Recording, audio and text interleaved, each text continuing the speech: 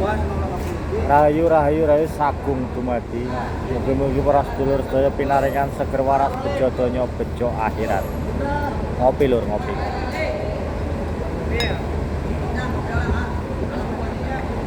Bahwa di dalam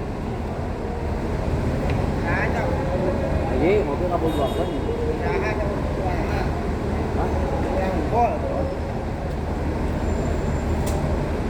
Lupa tidak ada.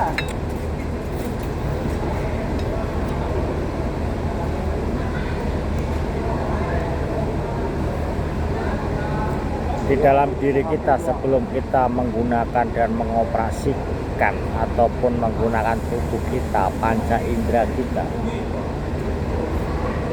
di mana tubuh kita terdiri dari bulu, kulit, daging, otot, getih, balung, sungsum. Terima kasih banyak. Ini lagi bikin YouTube. Kurang 1000 saya ya. Bikin YouTube. Jadi bikin YouTube channelnya namanya Jati Diri.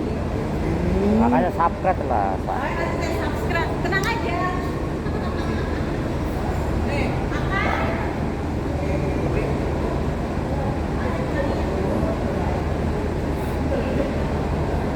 Di dalam buku panduan, di situ kita diberitahu ataupun dikasih rambu-rambu pengetahuan, pengertian tentang napas. Apa itu napas dan bagaimana napas, serta berfungsi untuk apa aja ada di dalamnya. Maka di dalam kita mencari dan mengenali diri kita, salah satunya adalah olah napas. Dalam kita olah napas ini adalah pembangkitan energi dalam diri kita dan membersihkan energi-energi yang destruktif, energi-energi negatif, energi-energi parasit yang ada di dalam tubuh kita bersihkan. Olah napas metodenya. Di dalam olah napas ini ada 5 titik. 5 titik kita dalam memusatkan di dalam olah napas.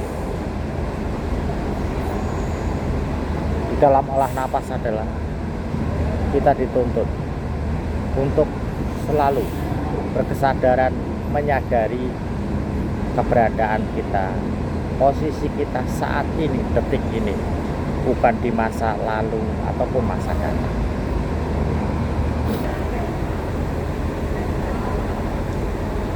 Bahwa di dalam olah napas ini adalah sudah saya terangkan di video saya kemarin tentang kesadaran, tentang ambekan. Cari video saya tentang ambekan. Dan untuk tutorial cara mengatur atau mengolah napas 5 titik ini juga sudah saya buatkan videonya secara detail dan lengkap. Pernapasan 5 titik. Dimana kesadaran menyadari napas itu, olah napas ini. Ini adalah energi yang luar biasa. Kita untuk membangkitkan energi yang ada di dalam tubuh kita ini, energi prana atau energi murni atau energi suci yang ada di dalam diri kita. Olah napas inilah penting, olah napas ini utama. Maka dalam olah di dalam diri kita yang pertama, paling awal adalah olah napas.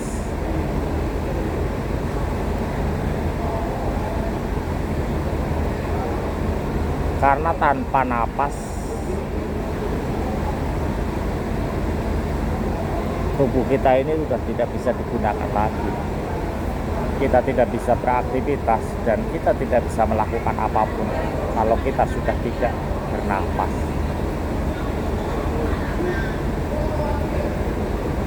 Kopi dulu dulu.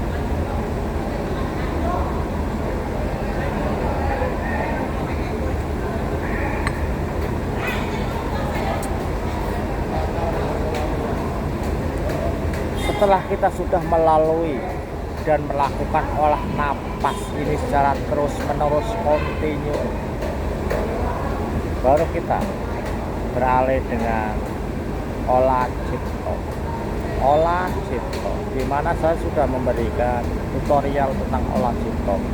Olah cipto itu bagaimana kita bisa berpikir fokus dengan satu titik, satu benda, satu wujud, satu bentuk.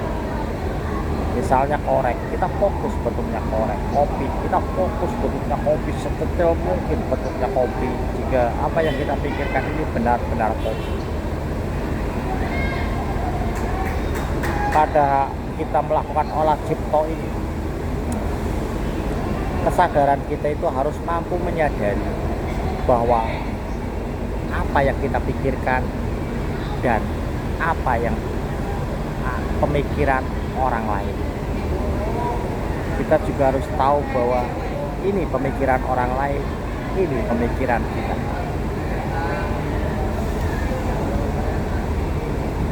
Disitulah laku kita olah cipto. Olah cipto di mana kita melatih diri kita untuk bisa fokus satu titik, fokus dengan apa yang kita pikirkan, dibarengi dengan olah napas, olah cipto. Apa yang kita inginkan dalam diri kita, ciptolah tempatnya, ciptolah alatnya, dan ciptolah yang memiliki kekuatan untuk menciptakan. Cipto ini sangat penting di dalam kita melakukan kegiatan dan tindakan sehari-hari. Jangan sampai kita menciptakan sesuatu yang buruk-buruk, karena dengan kita berpikir memikirkan sesuatu yang buruk, itu akan secara otomatis bahwa kita menciptakan hal itu untuk diri kita.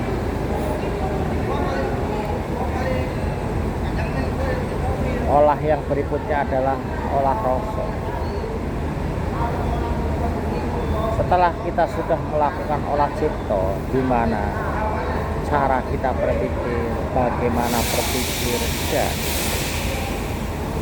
bagaimana kita selalu mengolah setiap gerak dari pikiran kita, kita sudah mampu bahwa selalu berpikir baik dan beranggapan baik dan selalu baik, maka kita membersihkan olah yang ketiga, yaitu olah rasa. Olah rasa adalah membersihkan batin, membersihkan hati kita dari iri, dengki, sakit hati, di mana kesadaran kita mampu menyadari bahwa tubuhku ini bukanlah aku. Aku bukan hatiku, aku bukan pikiranku, aku bukan jasad.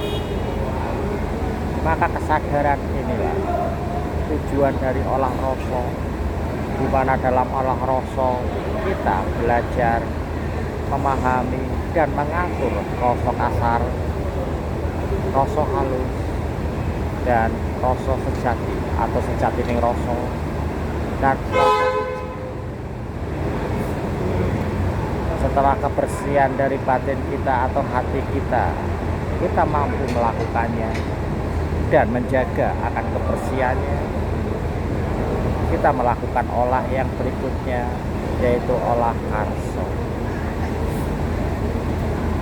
Karso adalah perbuatan tindakan kita di mana apa yang kita perbuat, apa yang kita pertindak itu berasal dari apa yang kita pikirkan, dan apa yang kita lakukan adalah berasal dari reaksi rasa perasaan batin kita. Kita bertindak marah, arogan, dan lain sebagainya, itu pengaruh dari batin kita. Karso adalah olah, di mana kita melakukan sesuatu yang baik, yang bermanfaat, sesuatu yang memang dikehendaki oleh hidup yang ada di dalam diri. Setelah kita sudah melakukan olah napas, olah cipta, olah rasa, dan olah karso di dalamnya, maka kita bisa melakukan sembah bekti, atau kita berbuat baik, atau menolong sesamanya. Orang yang sakit, kita bisa menyembuhkan mereka dan menolong mereka dengan doa untuk bisa disembuhkan. Orang yang mendapatkan masalah, mendapatkan musibah, kita bisa membantu. Kalau kita sudah melakukan olah napas, olah cipta, olah rasa, dan olah karso adalah bagian dari tindakan kita untuk menyelaraskan semua instrumen, semua perangkat, semua panca indera yang ada dalam diri kita selaras, kan? Itulah tugas awal kenapa di dalam buku atau kitab tanpa tinulis di situ kita disuruh untuk menyelaraskan. Langkah menyelaraskan adalah langkah awal. Langkah awal kita setelah kita memiliki tubuh ini, kita diberi tugas pertama kali adalah menyelaraskan diri kita. Semuanya itu harus selaras, biar harmonis, biar menimbulkan nada-nada yang sama.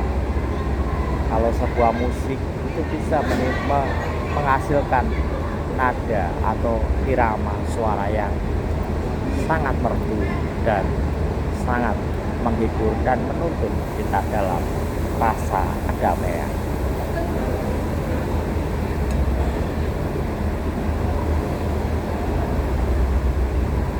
Untuk yang berada di dalam grup bimbingan jarak jauh saya, yang saat ini tidak ada yang melakukan lagi olah napas, olah cipta, olah rasa, dan olah karso di dalamnya. Kenapa hal itu bisa terjadi dan kenapa hal itu bisa menimpa diri kita? Karena di dalam diri kita ada nafsu yang belum kita tubuhkan, ada nafsu yang belum kita lampaui di dalamnya. Maka dalam melakukan olah napas, olah cipta, olah rasa, dan olah karso, ya itu hanya sekedar penasaran, hanya sekedar coba-coba, dan hanya sekedar ingin tahu, tidak mengerti akan manfaat atau fungsi dari olah tersebut. Untuk yang berada di dalam bimbingan grup WhatsApp saya jarak jauh, di mana linknya ada di bawah deskripsi video ini, tetap semangat, walaupun kita belum bertemu secara langsung, walaupun kita tidak bertatap muka, tapi percayalah bahwa gelombang energi saudara-saudara sekalian itu masih ada di alam semesta. Pada saat manunggal atau menyatu antara jagat alit dengan jagat raya, maka di situ bisa diketahui apa yang Anda pikirkan dan apa yang Anda kerjakan.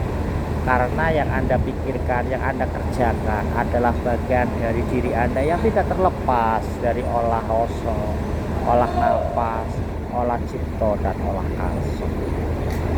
Waduh, ternyata udah menit yang ke 15. Saya akhiri aja biar tidak terlalu panjang dan lebar dan tidak terlalu menjambukan. Salam sejahtera. Rahayu, rahayu, rahayu, sagung, dumadi, damai untuk seluruh alam.